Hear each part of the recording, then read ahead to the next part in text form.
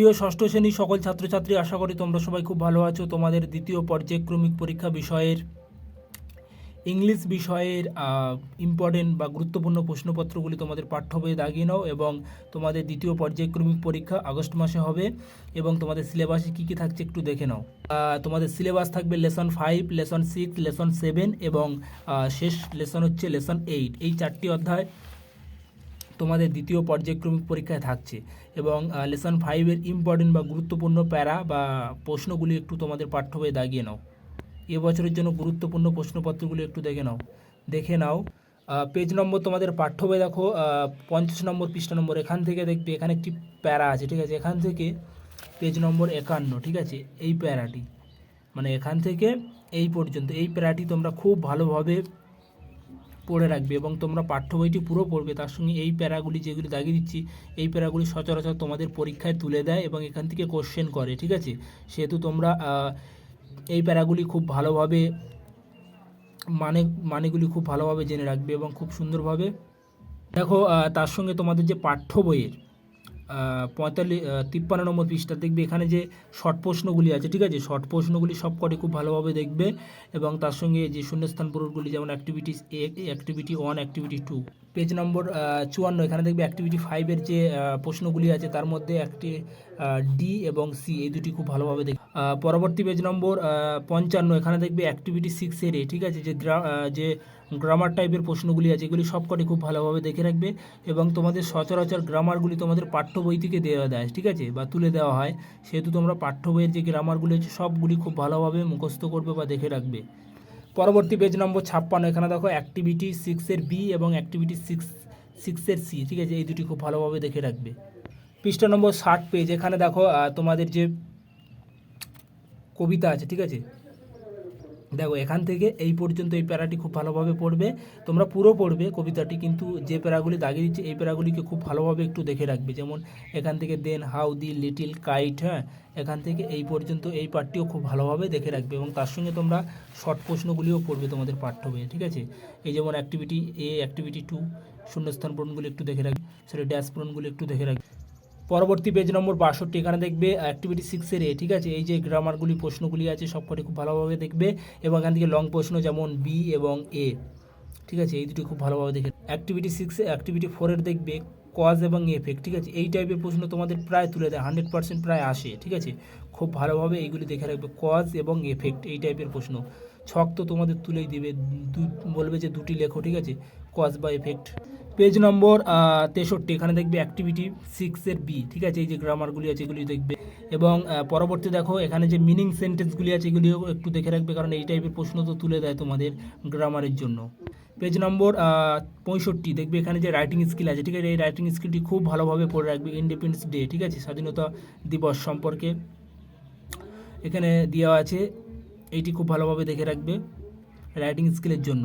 পরবর্তী পেজ নম্বর 68 এখানে দেখবে যে প্যারাটি আছে, ঠিক আছে, এটি তোমরা পুরো পড়বে এই গল্পটি, তার সঙ্গে এই প্যারাগুলিকে একটু খুব ভালোভাবে দেখে রাখবে। এই দেয়ার ওয়াজ এ ওয়ান এ কিং, ঠিক আছে, এখান থেকে এই পর্যন্ত। আর শর্ট প্রশ্ন তো তোমরা দেখবে খুব ভালোভাবে, কারণ শর্ট প্রশ্ন তো কমন দেওয়া যায় না, সেহেতু তোমরা শর্ট প্রশ্নগুলি একটু খুব ভালোভাবে দেখে রাখবে, এমসিকিউ।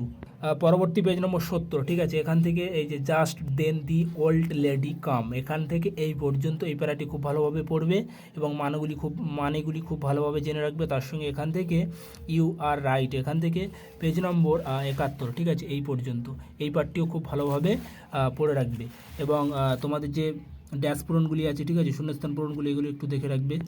পেজ নম্বর 73 এখানে দেখবে এখান থেকে এই পর্যন্ত এই প্যারাটি খুব ভালোভাবে পড়ে রাখবে।